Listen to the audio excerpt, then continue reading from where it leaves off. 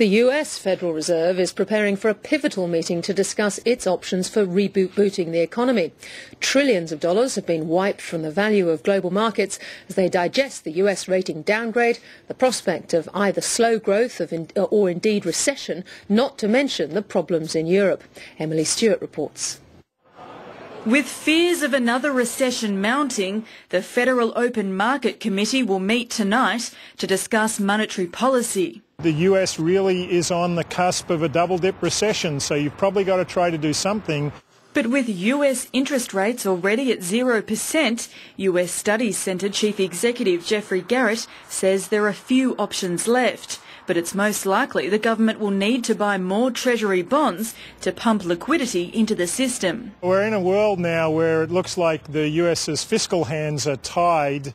US public debt's going up. We've now got new spending cuts approved last week in Congress. The Federal Reserve can't lower interest rates anymore, so I guess they're going to have to consider a QE3. Last night, stocks on Wall Street plummeted to their lowest levels in 3 years, with investors flocking to safe havens like government bonds and gold, with the precious metal topping $1,700 an ounce for the first time. The total message from what the market is saying is that we've never dealt with a U.S. sovereign downgrade before. No investor anywhere has seen that happen. So there's a lot of confusion about what this really means, and I think it will take some time to parse through what the real implications are. Finance officials from the group of 20 leading nations held discussions in the wake of the credit rating downgrade, but have taken no action yet. Meanwhile, President Barack Obama did his best to contain the damage from the downgrade, saying political gridlock over the debt ceiling was to blame. Markets will rise and fall, but this is the United States of America. No matter what some agency may say, we've always been and always will be a AAA country.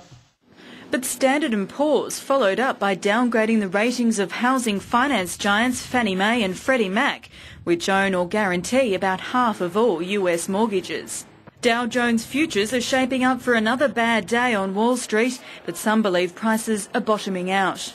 I think you'll see probably buyers come in because by that point they'll be down 2,000 points in 2 weeks. That's a big drop.